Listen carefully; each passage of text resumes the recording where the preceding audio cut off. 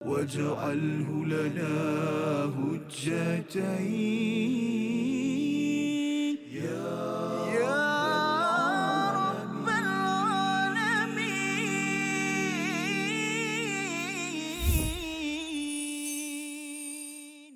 Assalamualaikum warahmatullahi wabarakatuh. Alhamdulillah thumma alhamdulillah wassalatu wassalamu ala Rasulillah wa ala alihi wa sahbihi wa man walah wa ba'da. Allahumma salli ala sayyidina Muhammadin wa ala ali sayyidina Muhammad.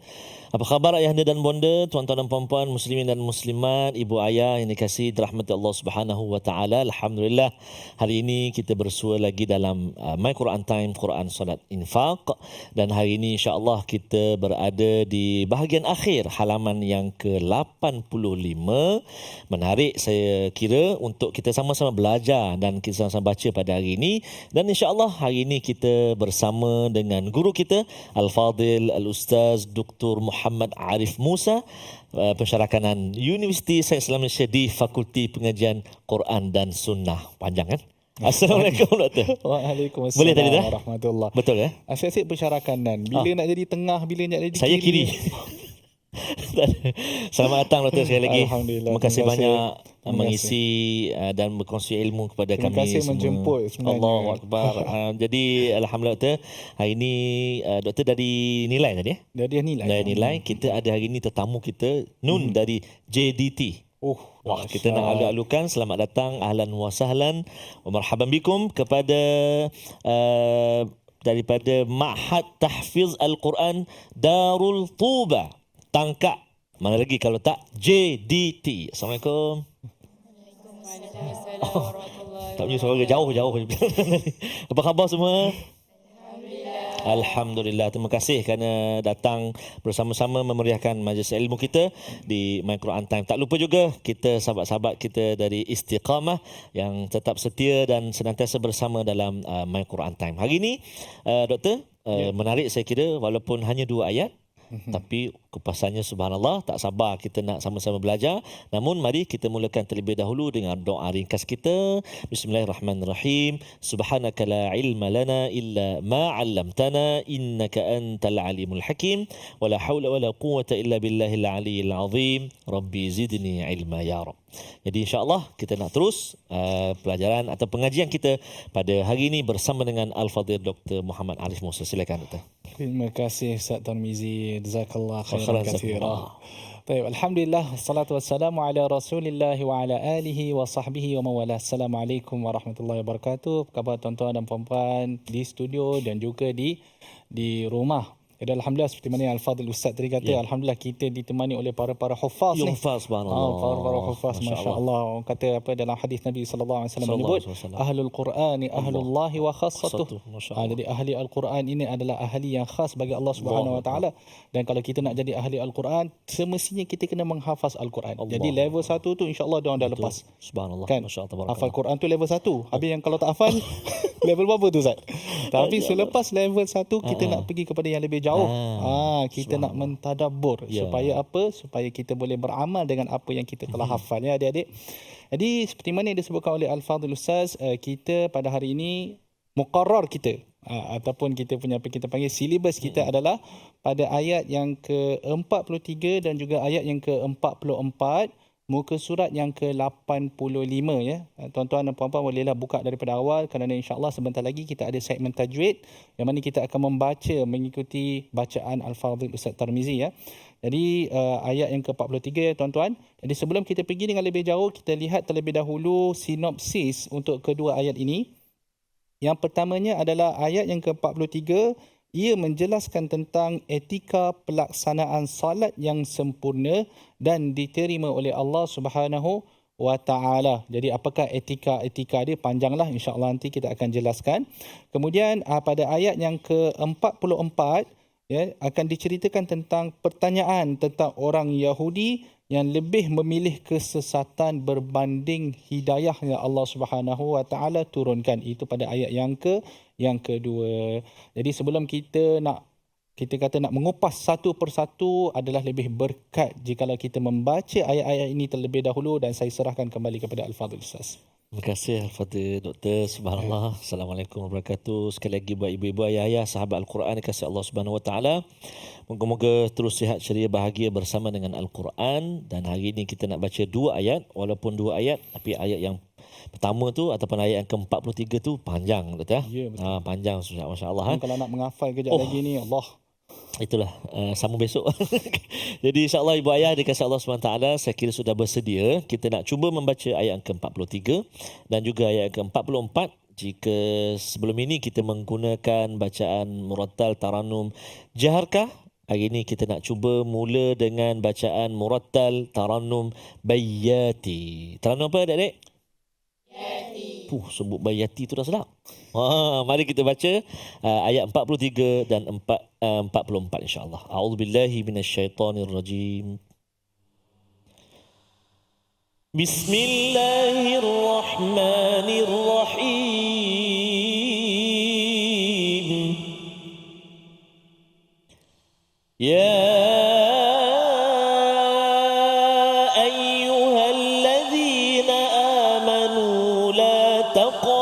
الصلاة وأنتم سكارى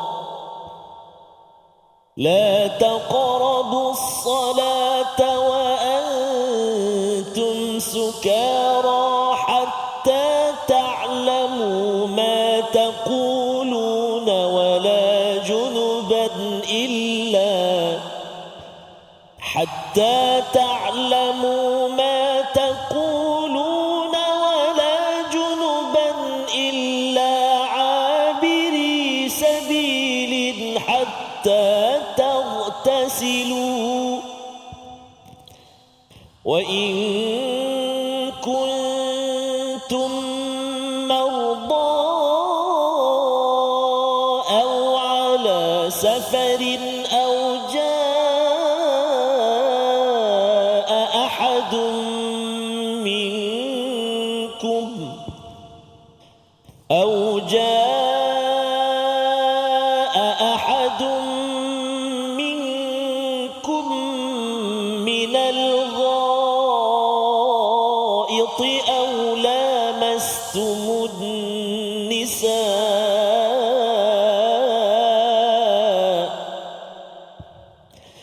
فلم تجدوا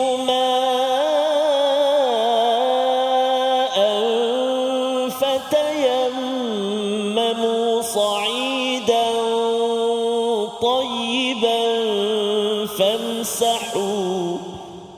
فامسحوا بوجوهكم وأيديكم إن الله كان عفوا غفورا ألم تر إلى الذين أوتوا نصيبا من الكتاب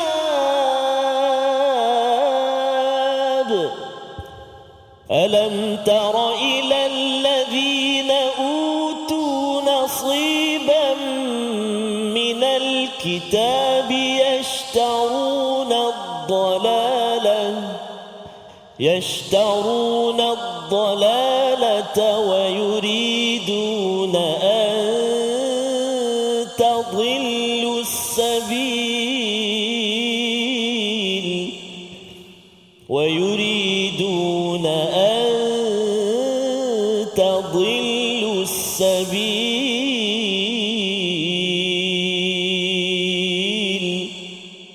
صدق الله العظيم. Wahai orang-orang yang beriman, janganlah kamu mendekati solat ketika kamu dalam keadaan mabuk, sehingga kamu sedar apa yang kamu ucapkan. Dan jangan pula kamu hampiri masjid ketika kamu dalam keadaan junub, kecuali sekadar melaluinya sahaja, sebelum kamu mandi junub. Adapun jika kamu sakit atau sedang musafir, atau sehabis buang air, atau kamu telah menyentuh perempuan, sedangkan kamu tidak mendapat air, maka bertayamumlah kamu dengan debu yang baik. Usaplah wajahmu dan tanganmu dengan debu itu. Sesungguhnya Allah Maha Pemaaf lagi Maha Pengampun. Tidakkah kamu memperhatikan orang yang telah diberi bahagian daripada kitab Taurat, mereka membeli kesesatan dan mereka menghendaki agar kamu tersesat menyimpang daripada jalan yang benar. Tuan-tuan dan puan-puan yang dirahmati Allah Subhanahu wa taala. Ayat yang ke-43 ini menjelaskan kepada kita pertama sekali bahawa ya ayyuhallazina amanu la taqrabus salata wa antum sukara. Wahai orang-orang yang beriman, janganlah kamu mendekati solat dalam keadaan kamu mabuk hatta ta'lamu ma taqulun, sehinggalah sampai kamu tahu secara yakin apa yang kamu katakan. Jadi kalau kita pandang sekilas pandang, seolah-olah dia kalau bukan nak solat, bolehlah minum arak. Ke macam mana Ustaz? Jadi itu yang kita kena faham dalam kita membaca Al-Quran, dalam kita memahami Al-Quran, ada benda yang kita panggil sebagai ulumul Quran. Betul. Kan? Kita perlu melalui apakah itu ulumul Quran. Dalam bab ulumul Quran ada satu kaedah tafsir yang kita panggil sebagai nasikh mansukh. Kan? Jadi ayat yang kita sebutkan ini, tuan-tuan dan puan-puan yang dirahmati Allah, sebenarnya telah mansukh sebenarnya. Ya, apakah ayat yang menasahkan dia dan apakah yang berlaku pada hakikatnya pada ketika itu, insya-Allah kita akan jelaskan sebentar lagi tuan-tuan dan puan-puan. Jangan ke mana-mana. My Quran Time, Quran, salat dan infak. واجعله لنا هجتين يا رب العالمين.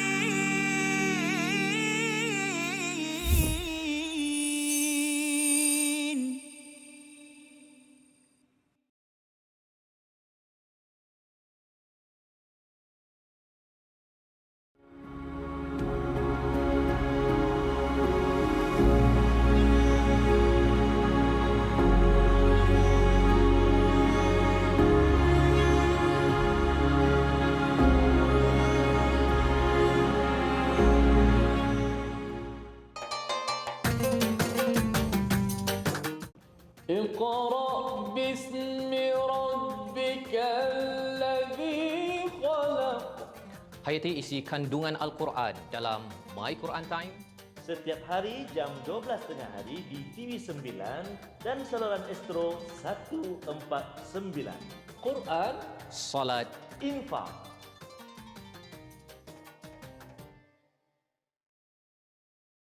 منهما جاهينا وارزقنا تلاوته.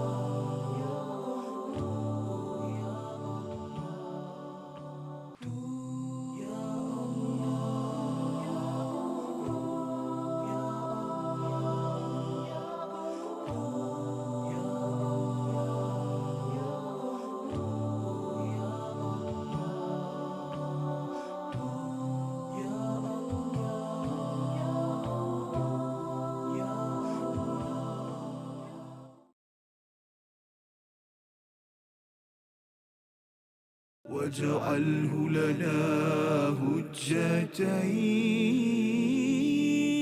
يا رب العالمين.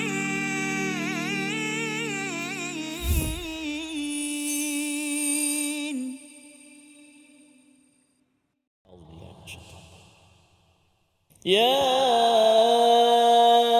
أيها الذين آمنوا لا تقربوا الصلاة وأنتم سكارى حتى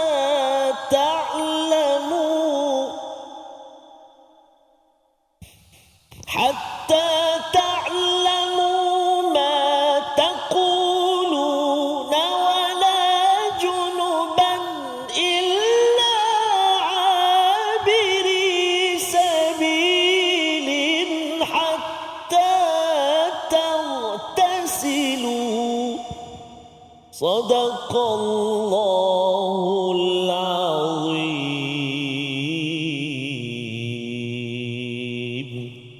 Alhamdulillah, kembali kita dalam rancangan My Quran Time, Quran, Solat dan Infak. Kita masih lagi dalam ayat yang ke-43. Kita masih lagi di awal ayat yang ke-43 kerana ayat itu agak panjang. Di mana Allah Subhanahu Wa Taala berfirman, wahai orang-orang yang beriman, janganlah kamu mendekati solat sedang kamu dalam keadaan mabuk. Sampailah kamu faham apa yang kamu katakan. Jadi ayat ini tuan-tuan dan puan-puan yang dirahmati Allah Subhanahu Wa Taala, jelas Allah Subhanahu Wa Taala melarang orang-orang yang mabuk daripada mendirikan solat sehinggalah mereka sedar daripada kemabukan mereka itu. Ayat ini tuan-tuan dan puan-puan sebenarnya ia turun sebelum pengharaman arak secara total. Kerana kalau kita faham pengharaman arak ini dia berlaku dalam beberapa peringkat. Kan? Peringkat yang pertama adalah di mana ayat yas'alunaka 'anil khamri wal maisir. Ya, itu adalah peringkat yang pertama. Di mana Allah Subhanahu Wa Taala menyebutkan bahawa arak ini ada benda baik dia, ada benda buruk dia. Dan benda buruk dia lebih besar. Kan? Jadi pada ketika itu umat Islam masih lagi dibenarkan untuk minum arak, cuma tidak digalakkan. Kemudian sampai pada satu masa berlaku satu insiden di mana Ali ibn Abi Talib.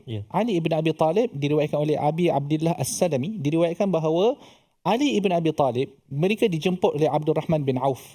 Jadi bila dijemput oleh Abdul Rahman bin Auf, jadi Abdul Rahman bin Auf bagilah makan. Abdul Rahman bin Auf kan orang yang kaya kan.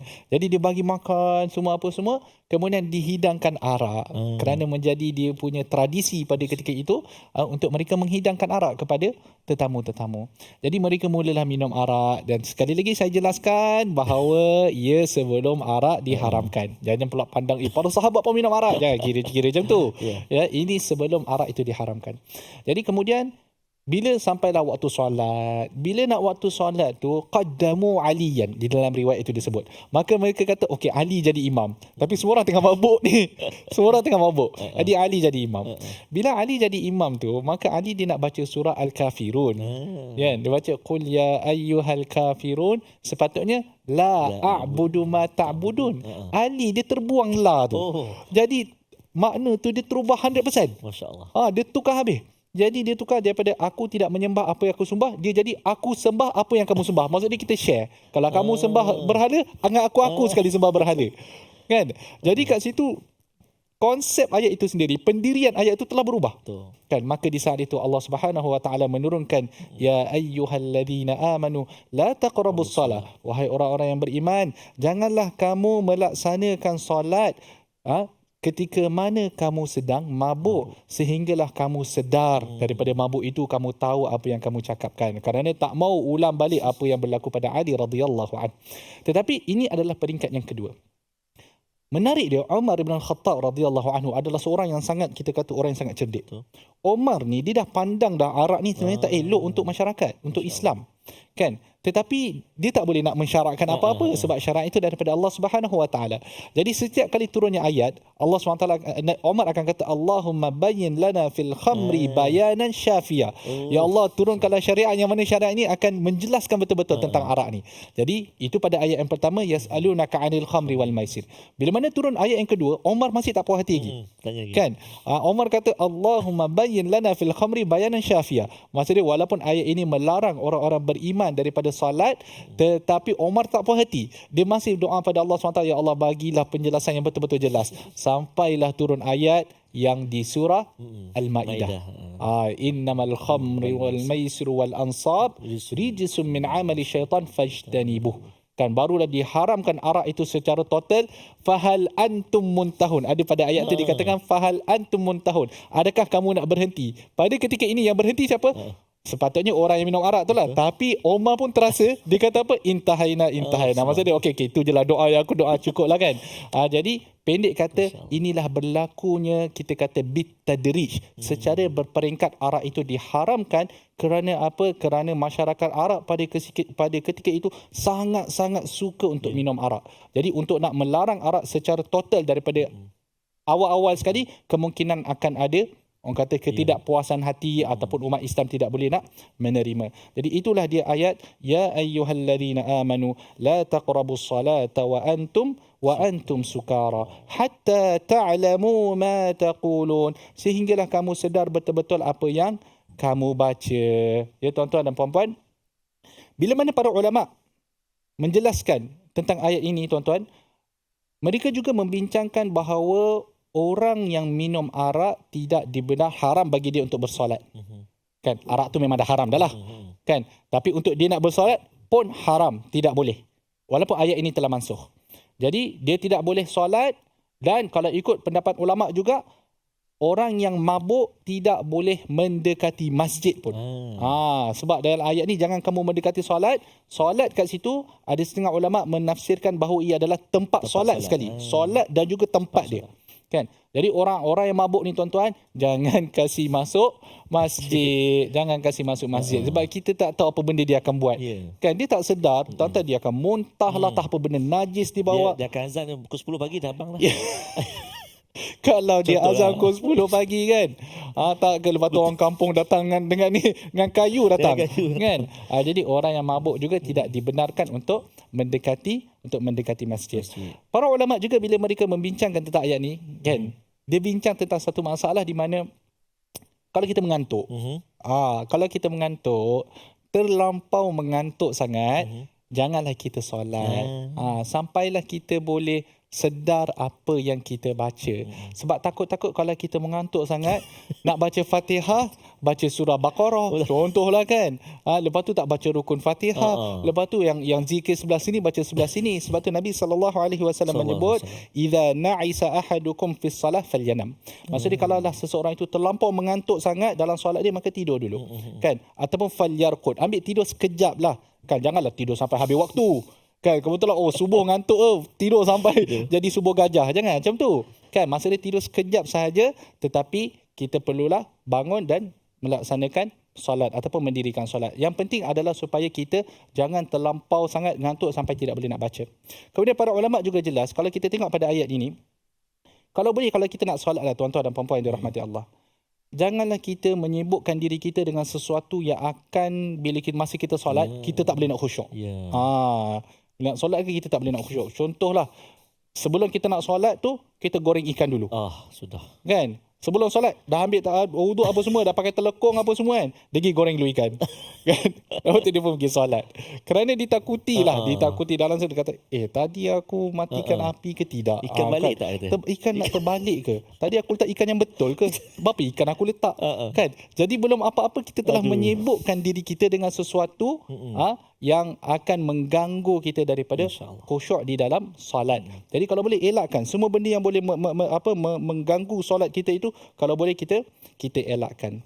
Kemudian Allah Subhanahu wa taala menyebut wala junuban illa abiri sabilin hatta taghtasilu, dan juga orang yang dalam keadaan junub, maksudnya hadas besar, illa abiri sabilin hatta taghtasilu, dan orang yang junub tidak boleh duduk di dalam masjid. Kalau kita berjunub, janganlah duduk di tempat solat yang tempat khusus untuk solat tu, janganlah kita duduk di dalam tempat tu, kecuali kalaulah abiri sabil je.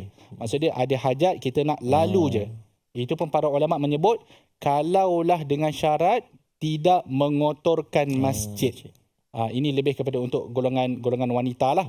Kebetulan penonton kita pun ramai wanita, ya, adik-adik semua. Kalaulah dengan syarat tidak mengotorkan masjid, bolehlah kita lalu. Tapi kalau kita kata ada kebarangkalian untuk masjid itu dikotori, maka itu pun jangan lalu. Dia masuk makan nasi lemak tu. Lalu je ambil nasi lemak boleh. Lalu ambil nasi lemak terus pergi. Kan? Jangan duduk, tak boleh. Tidak dibenarkan dia di dalam Islam. Jadi wala illa abiri sabilin hatta taghtasi. Ini menunjukkan kepada satu benda, Ustaz. Menunjukkan kepada masjid itu mempunyai kehormatan dia yang tersendiri. Kadang-kadang orang kita terlupa bahawa masjid ini adalah tempat yang suci, yang tidak boleh dikotori, baik dengan kotoran yang pertama sekali, kotoran syirik tak boleh, dan yang kedua kotoran secara fizikal pun tidak dibenarkan. Kemudian wa in kuntum marda aw ala safarin aw jaa ahadun minkum minal ghaiti aw lamastumun nisa falam tajidu ma'an fatayammamu sa'idan tayyiba. Dan Adapun jika kamu sakit atau sedang musafir atau kamu sehabis buang air atau kamu telah menyentuh perempuan sedang kamu tidak mendapati air, maka hendaklah kamu bertayamum, ya. InsyaAllah kita akan jelaskan tayamum ini sebentar lagi, insyaAllah. Tuan-tuan jangan ke mana-mana. Kita lihat terlebih dahulu mu'jam kita, iaitu perkataan pilihan kita pada hari ini. Apakah perkataan pilihan kita? Boleh lihat di skrin. Ghasala, had yang tersebut pada ayat hatta tertasilu, iaitu perkataan ghasala, ia bermaksud mandi, membasuh ataupun mencuci. Ia disebut sebanyak 4 kali di dalam Al-Quran, dan surah yang mengandungi perkataan ini antaranya ialah surah An-Nisa, iaitu surah yang kita sedang baca, ayat yang kita sedang bacakan ini, surah Al-Ma'idah ayat yang ke-6 dan juga surah Sad ayat yang ke-42. Tuan-tuan, kita berehat sebentar, jangan ke mana-mana. My Quran Time, Quran, Salat dan Infak. واجعله لنا هجتين يا رب العالمين.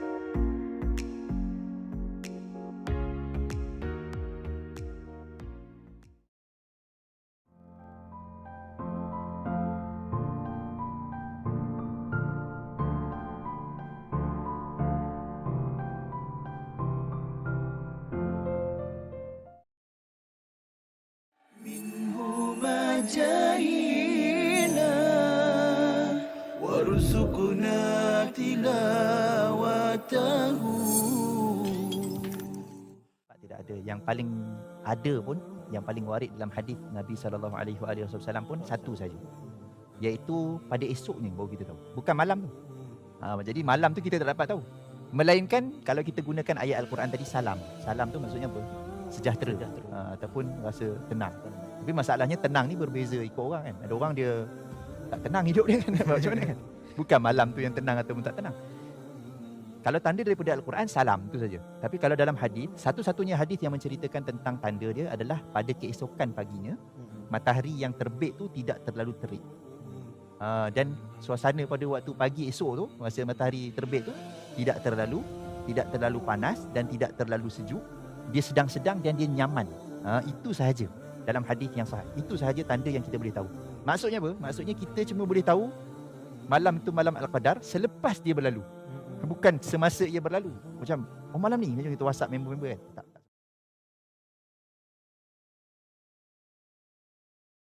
واجعله لنا هجتين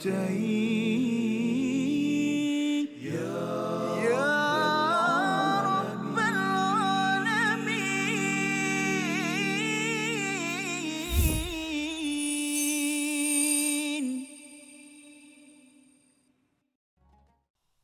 Mari kita tunaikan salat sehari semalam 5 waktu.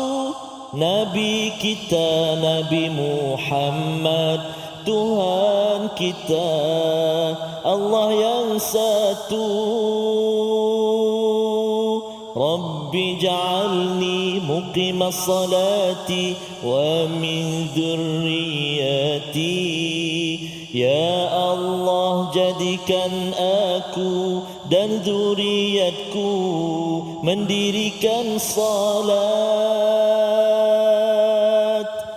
Rabbi ja'alni muqimas salah min dhurriyyati rabbana wa taqabbal du'a. Itu antara doa yang selalu kita panjatkan agar kita menjadi dan zuriat keturunan kita menjadi orang-orang yang senantiasa mendirikan solat. Allahu Akbar. Allahumma amin ya rabbal alamin. Sedikit petikan Doktor Abang-abang Rehan kita.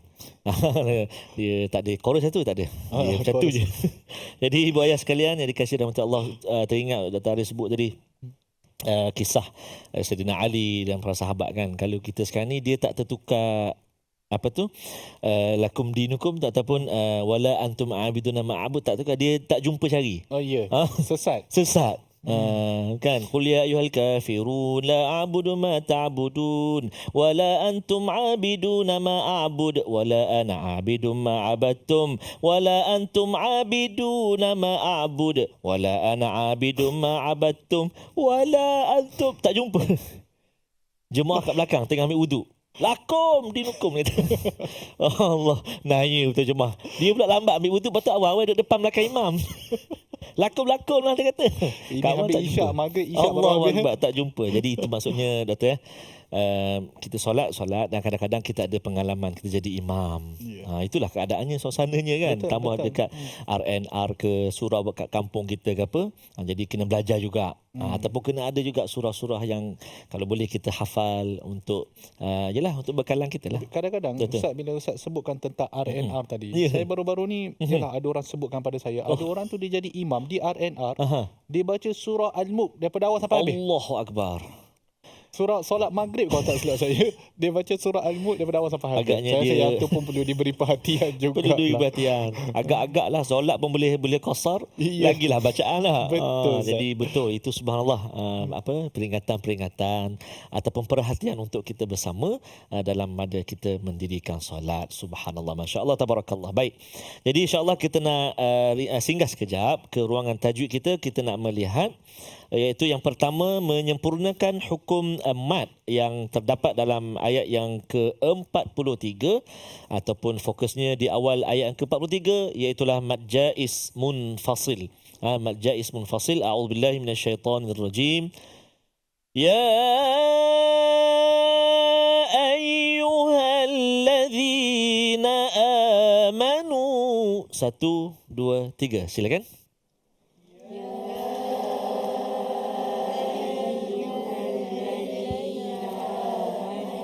أيوة يا أيها الذين آمنوا. 1, 2, 3.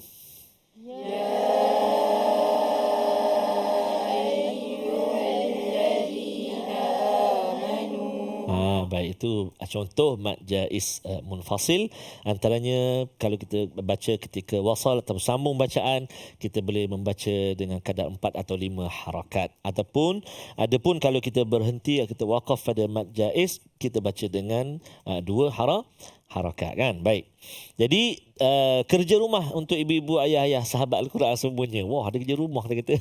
Tak adalah selingan, iaitu cuba nyatakan dalam ayat yang ke-43 ni, saya perhatikan ada 1, 2 ada 2 ataupun 3. 1, 2, 3, 4 mad wajib.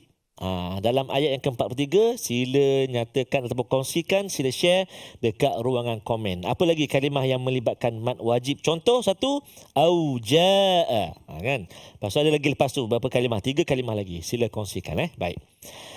Kita nak melihat juga kalimah yang kita nak latih menyebutnya, iaitu menjelaskan sebutan pada kalimah-kalimah berikut yang digarisbawahkan.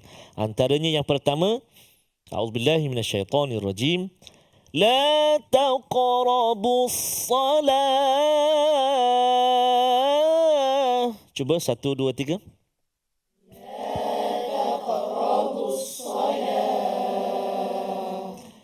La taqrabus salah. Cuba.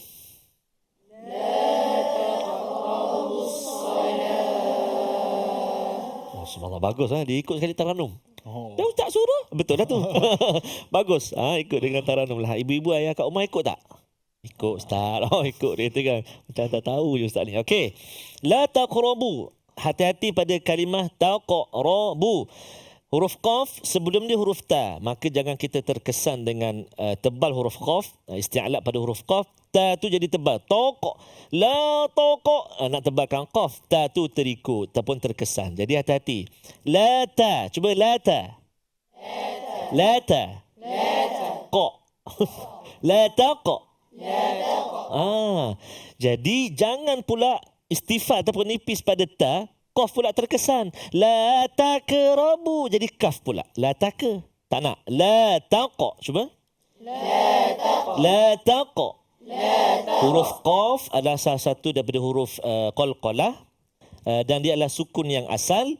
Terletak di tengah kalimah. Maka lantunan dia yang paling rendah. Ataupun sughra kan. La taqa. Cuba. La taqa. Bagus. Itu yang pertama. La taqrabu. Kemudian yang kedua iaitu pada kalimah as-salah. Cuba. As-salah. Yang ni nak bezakan pula bunyi sad dengan sin. Ya ayyuhallazina amanu la takrabus salah. Dibaca sin. Salah. Jadi sa tu hilang sifat dia. Kan? Jadi kena hati-hati. Cuba sebut sa. Hujung lidah kita berhampiran dengan pangkal gigi bawah sebelah dalam. Sa, cuba. Cumanya dia terangkat. Terangkat apa? Lidah kita terangkat dekat dengan langit. Jadi sempit rongga udara nak keluar. Kan? Berhampiran dengan langit. Bukan rapat, dia dekat. Sa, cuba. Sa. Kalau sin? Bukan sin. Kalau sin baris atas. Sin? Sad? Sin? Shin?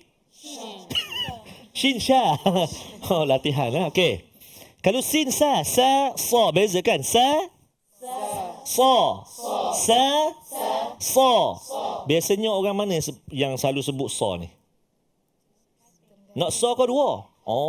Sahabat-sahabat kita di Kelantan. Sa. Amal nak sa je. Jadi tepat dia punya sa. Contoh, jangan marah orang Kelantan lah. Contoh saja, itu contoh saja. Baik, jadi hati-hati la taqrabus salah.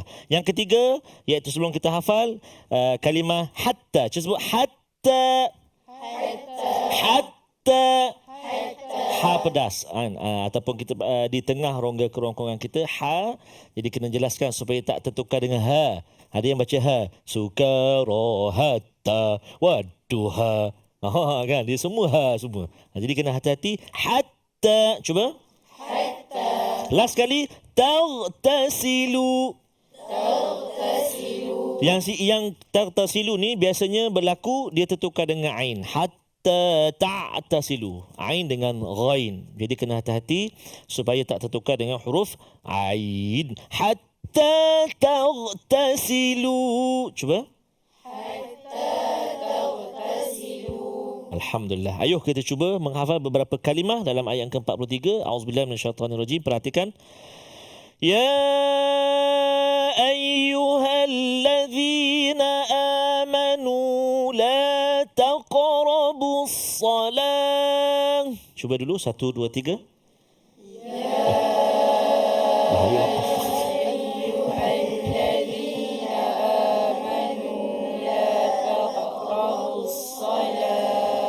Kita sambung sikit sebab bahaya tu kalau wakaf kat situ kan kita ulang la taqrabus salat. Jangan, wahai orang beriman, jangan dekati solat. Dia kata kita sambung sikit lagi.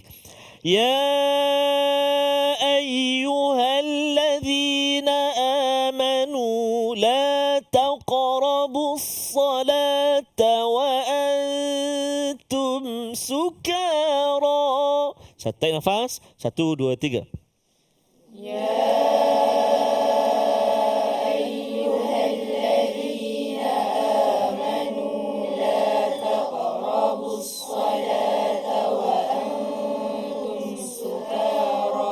Ayuh, subhanallah.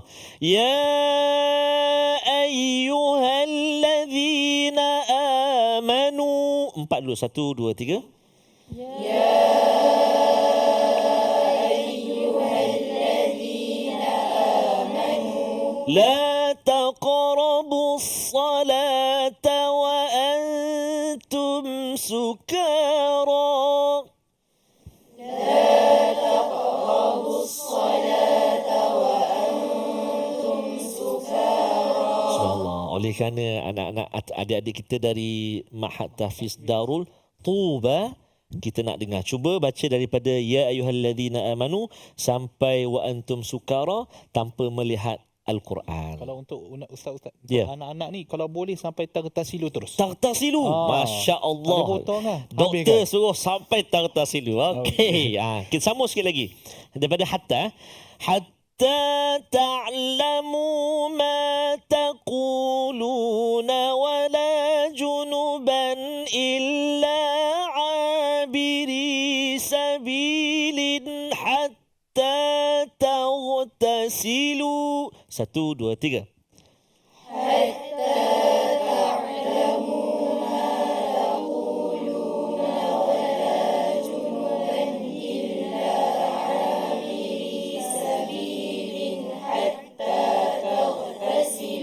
Okey, jadi nak cuba daripada awal tu sampai hatta taghtasilu. Boleh berhenti dekat sukara, lepas tu ambil hatta. Boleh cuba? Cuba 1, 2, 3. Ya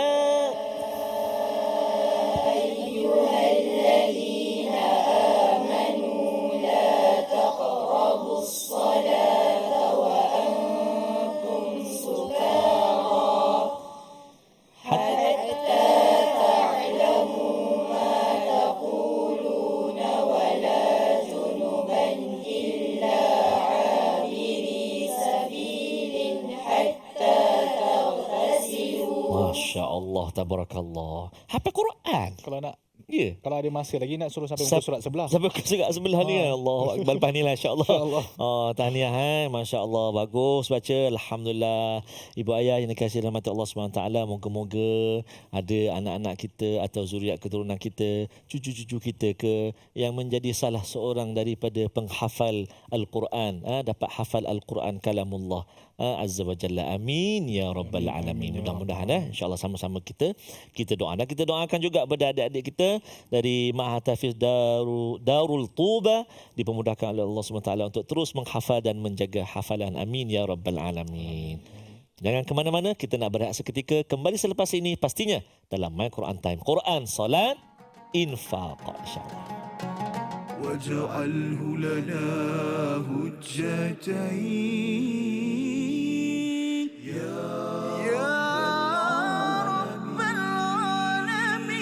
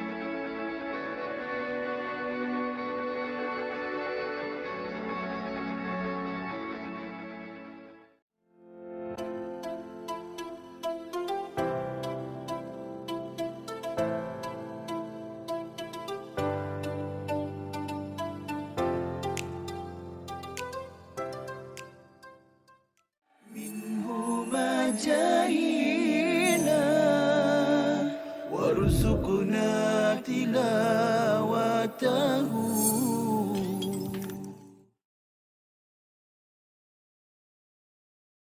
واجعله لنا هجتين يا رب العالمين.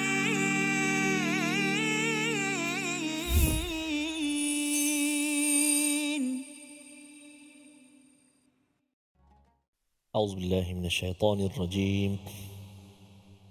ألم تر إلى الذين أوتوا نصيبا من الكتاب يشترون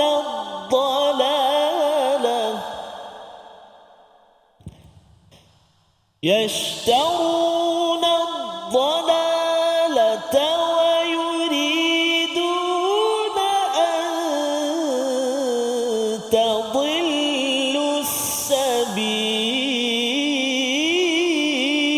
السبيل صدق الله العظيم.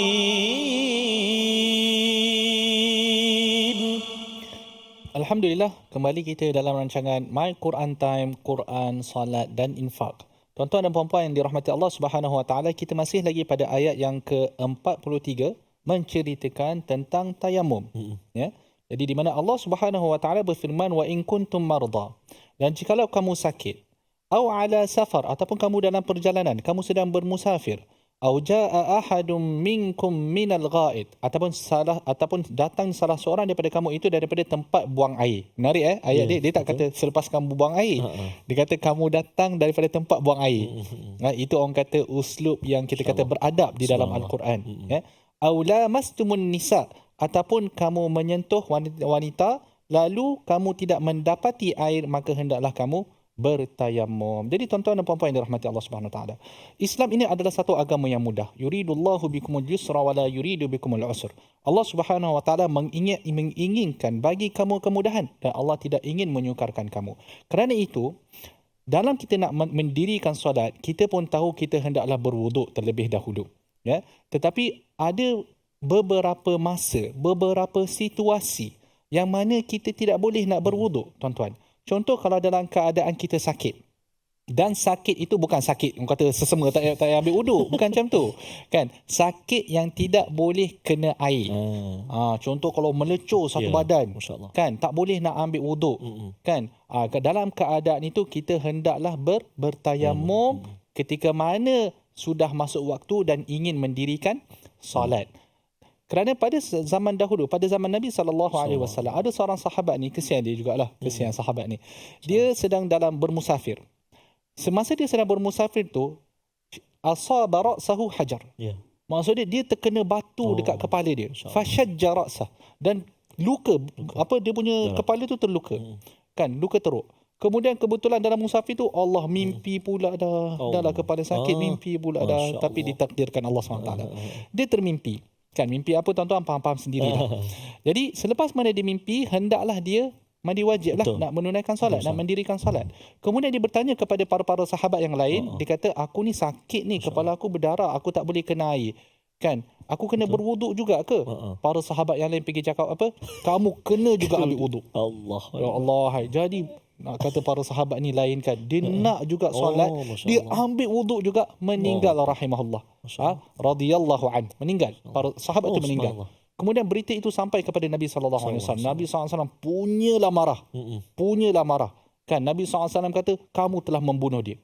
Ya, orang-orang yang jawab soalan ni, itulah bahaya tu. Kalau tak ada ilmu tapi jawab soalan, tengok, kerana ketiadaan ilmu mereka, sahabat, jadi mereka jawab soalan yang salah, jawapan yang salah, akhirnya meninggal fulan. Jadi Nabi SAW kata, sebenarnya hanya cukup bagi dia kalau dia bertayamum sahaja. Dan kalau dia ikat balik pada mana yang dia sakit, kemudian dia mandi. Kan? Maksud dia, ada ruang kosong. Ada ruang yang mana kita boleh beribadah tanpa mencederakan diri kita. Kan? Kerana Islam, la darara wa la dirar. Kita tidak boleh ambil benda-benda yang memudaratkan diri kita. Sampaikan satu masa, ada seorang sahabat lagi ni, yang ni cerdik. Sahabat Nabi SAW ni dia cerdik. Dia sama juga kes dia, musafir juga. Kemudian, dia sama juga, bermimpi jugalah kan.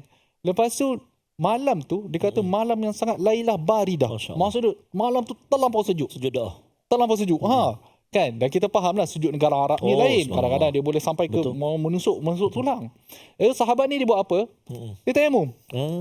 Kan? Dia tayamum. Lepas tu dia jadi imam solat subuh. Lepas tu sahabat-sahabat lain kata, kau jadi imam, kau junub. Dia kata, kemudian sahabat yang jadi imam ni, dia kata, aku teringat Allah SWT kata, wala taqtulu anfusakum. Janganlah kamu bunuh diri kamu. Jadi para sahabat yang lain ni tak puas hati. Berceritalah kepada Nabi SAW. Cerita mengadu. Dia mengadu kat Nabi SAW. Dia kata, sahabat ni boleh dia mandi, sepatutnya kena mandi junub. Dia tayamum, dia tu dia jadi imam. Kan? Apa yang Nabi SAW buat? Nabi SAW gelak. Nabi SAW gelak.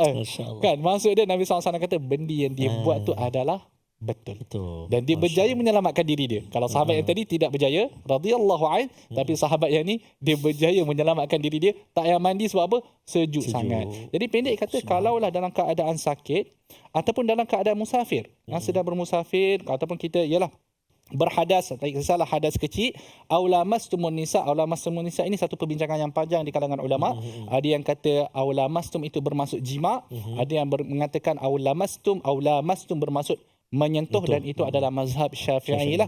Okey, tak kisahlah kalau kita berhadas kecil ataupun berhadas besar, maka kita tak jumpa air, falam tajidu ma. Kan contoh kita musafir satu tempat tiba-tiba tak jumpa air.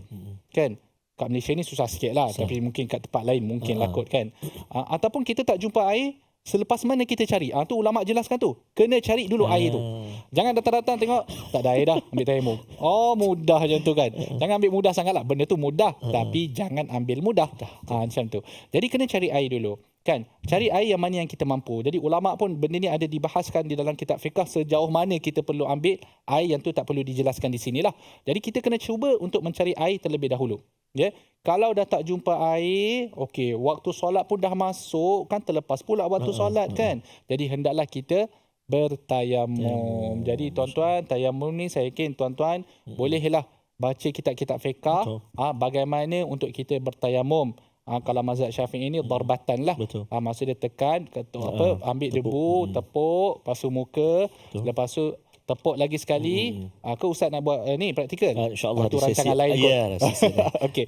Jadi dia tepuk sekali lagi, kemudian sampai ke, kalau mazhab Syafi'i kita sampai ke mirfaqain lah, sampai ke siku. Jadi dari depan ke belakang, kemudian depan sampai ke belakang, macam itulah cara untuk kita bertayamum. Jadi ini adalah merupakan satu kemudahan yang Allah Subhanahu Wa Taala memberikan kepada umat Islam. Cuma seperti mana yang kita sebutkan tadi, benda memang mudah, tapi jangan terlampau ambil mudah. Maksudnya kita kena cuba mencari air terlebih dahulu. Tapi katakanlah dalam satu keadaan kita ada air, tapi kita sudah musafir, kita kata kalau aku guna air ni untuk berwuduk, aku tak boleh nak minum. Kan, dalam keadaan itu dia jatuh hukum yang sama. Maksudnya air itu dikira macam tak ada. Sebab air itu kalau kita minum, kalau kita guna untuk uduk, nanti mampus kita nanti tak boleh nak minum kan. Jadi air itu dikira macam tak ada, jadi kita perlulah bertayamum juga. Okey. Kalau kita lihat pada ayat ini, falam tajidu ma'an fatayammamu sa'idan tayyiba, maka hendaklah kita bertayamum dengan, kalau disebut di sini, dengan debu yang baik. Kalau yang tayyiba situ bermaksud bila kita cari debu, ambillah jauh sikit daripada tai kucing. Janganlah yang ada najis, janganlah sempat situ yang bau sangat situ, pam situ kamu buat. Janganlah tuan-tuan.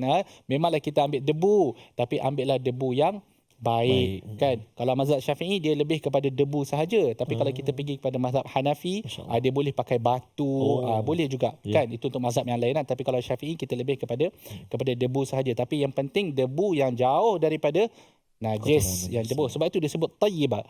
Famsahu biwujuhikum wa aydikum, maka hendaklah kamu menyapu dengan debu tersebut wajah-wajah kamu dan juga aydikum, tangan-tangan kamu. Kalau dalam hadis Nabi SAW yang diriwayatkan di dalam Daruqutni, disebut daripada tangan sampailah ke siku. Ya, itu mazhab kita. Kalau mazhab lain ada yang dia pakai sampai sini je. Ada juga sampai pergelangan, tapi itu mazhab lain, jangan ceritalah. Itu mazhab kita daripada tangan hendaklah sampai ke siku. Dan akhir sekali Allah Subhanahu Wa Taala menyebut innallaha kana afuwan ghafura, sesungguhnya Allah itu Maha Pemaaf lagi Maha Pengampun. Menarik tuan-tuan dan puan-puan. Tayamum ni adalah satu perkara yang khusus bagi umat Nabi SAW. Dan kerana kita ni diberi beberapa keistimewaan, 3 benda. Yang pertama, saf kita adalah seperti saf malaikat. Saf kita adalah seperti saf malaikat. So kita solat kan. Dan kedua, kita boleh solat di mana-mana. Betul tak? Selagi mana jangan tempat najis lah. Kan? Kita boleh solat di mana-mana. Ju'ilat lana al-ardu masjidan wa tahura. Kita boleh solat di mana-mana. Tuan-tuan kalau nak solat kat sini boleh solat kat sini, tapi jangan waktu tengah rakam ni. Kan? Di luar rakaman boleh solat di sini. Kan? Dan yang ketiga adalah kita boleh bersuci dengan debu. Ini keistimewaan yang hanya diberikan kepada umat Nabi Muhammad sallallahu alaihi wasallam. Kemudian apa yang kita faham juga tuan-tuan, kalaulah sampai ke tahap tak ada air pun kita tetap hendak bersolat. Kalau waktu biasa lebih-lebih lagi lah kena Betul. solat. Masya-Allah. Kan masalahnya waktu biasa pun tak nak solat, time tak ada air teringin pula nak solat sebab apa nak test tayamum. Kan? Jangan macam tu. Masa dia waktu biasa kena jaga solat. Inna salata kanat 'alal mu'minina kitaban mawquta. Sesungguhnya solat itu ke atas orang beriman, wajib ke atas orang yang beriman pada waktu-waktu yang telah ditetapkan. Jangan kita solat di luar waktu, jangan ambil mudah wuduk, jangan ambil mudah bab taharah. Kena belajar semua ni tuan-tuan dan puan-puan. Kalau kita solat tanpa taharah yang sempurna, solat itu tidak diterima oleh Allah Subhanahu wa taala. Dan yang terakhir, Allah Subhanahu wa taala menyebut alam tara ilal ladzi, kerana di sini dah mula Allah SWT nak menceritakan tentang ahli kitab. Yang mana ahli kitab ini mereka diberi hanya sebahagian sahaja, tak semua. Sebahagian sahaja daripada kitab. Ini ada tafsiran dia. Kerana apa? Kerana mereka dah lupakan banyak bahagian. Jadi Allah kata mereka ni dapat sebahagian kecil je. Kan? Ya utu nasiban minal kitab yashtaruna ad-dalalah, mereka lebih memilih kesesatan berbanding hidayah. Dan yang terakhir yang bahaya ni, wa yuriduna an tadillu sabil. Ini supaya kita sedar dan kita cakna bahawa orang-orang Yahudi mereka inginkan agar kita orang Islam tersesat sama-sama. Maksud dia mereka akan merancang strategi lebih-lebih lagi kepada adik-adik, kepada orang-orang muda. Kerana strategi orang Yahudi memang kepada adik-adik. Target dia adalah adik-adik yang muda ni. Betul. Kan? Kalau ustaz muda jugalah, jiwa muda. Tapi kalau adik-adik ni adalah target yang paling utama. Sebab adik-adik ni yang akan membawa negara ini selepas ini, insya-Allah. Kan? Jadi kalau adik-adik berjaya diubah, maka strategi orang Yahudi berjaya. Jadi lazimi al-Quran, fahami al-Quran, tadabbur al-Quran. Tuan-tuan dan puan-puan di rumah juga, agar kita tidak jatuh dalam konspirasi dan perancangan jahat daripada orang Yahudi. Jadi alhamdulillah selesai sudah tadabbur kita pada hari ini. Saya serahkan kembali kepada Al-Fadhil Ustaz. InsyaAllah. Terima kasih Al-Fadhil Doktor. Sebelum kita mengakhiri dengan doa, elok kiranya kalau kita tutup dengan sinopsis, kesimpulan, sinopsis pula pesan. Resolusi. Ya, minta maaf. Resolusi kita. Dah banyak tadabbur, akhirnya terus nak berdoa. Lupa nak sebutkan tentang resolusi, tuan-tuan. Yang penting, resolusi kita pada hari ini adalah, pertama sekali kita perlu memastikan kebersihan diri yang sempurna sebelum melakukan ibadah. Yang kedua, kita perlu sedar dan faham apa yang diucapkan ketika solat. Dan yang ketiga, kita tidak patut menghina agama Islam dan jangan kita menyesatkan orang yang lain. Baik. Sekarang baru boleh pas balik. Masya-Allah, masya-Allah. Terima kasih Al-Fadhil Doktor. Jom kita sama-sama berdoa insya-Allah. Auzubillahi minasyaitanirrajim. Bismillahirrahmanirrahim. Alhamdulillahirabbil alamin wal 'aqibatu lil muttaqin wa la 'udwana illa 'alal zalimin. Wassalatu wassalamu ala asyrafil anbiya'i wal mursalin wa ala alihi wa sahbihi ajma'in. Ya Allah, ya Tuhan kami, ampunilah dosa kami, ya Allah. Ampunilah dosa ibu ayah kami, ibu ayah mertua kami, muslimin, muslimat, mukminin dan mukminat birahmatika ya arhamar rahimin. Ya Allah, Tuhan kami, jadikan kami dan zuriat keturunan kami orang-orang yang mendirikan salat, menjaga salat, ya Allah. Mudah-mudahan ya Allah kami dapat menjaga salat kami yang akan menjadi perkara yang akan dihitung bertemumu nanti, ya arhamar rahimin. Moga-moga salat kami diangkat dan diterima olehmu, ya Allah. Wa sallallahu ala sayyidina Muhammadin wa ala alihi wa sahbihi wa baraka wa sallam. Walhamdulillahi rabbil alamin. Taqabbalallahu minkum minna minkum taqabbal ya karim. Moga-moga Allah SWT perkenankan doa kita dan moga-moga Allah SWT permudahkan kita terus untuk kita senantiasa infak dan juga berwakaf pada jalan Allah SWT. Salah satunya dengan kita sama-sama turut menyumbang dalam tabung gerakan Al-Quran untuk kita bina mahligai kita di syurga Allah Subhanahu wa taala. Boleh terus ke akaun yang tertera ataupun boleh imbas kod yang disediakan untuk kita sama-sama bergabung dalam tabung gerakan Al-Quran. Jadi insya-Allah, alhamdulillah, terima kasih banyak kepada Al-Fadhil Ustaz Dr. Muhammad Arif Musa di atas perkongsian pada hari ini. Banyak sebenarnya kita nak kongsikan, namun masa agak mencemburi kita. Jangan lupa besok kita akan bersama dalam episod seterusnya, pastinya dalam My Quran Time, Quran, Salat, Infaq. Sekarang itu, Assalamualaikum warahmatullahi taala wabarakatuh. Jumpa lagi.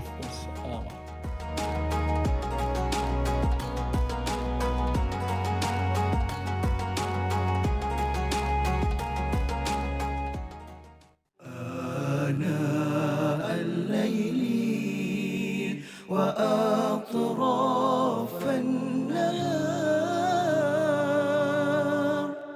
واجعله لنا هجتين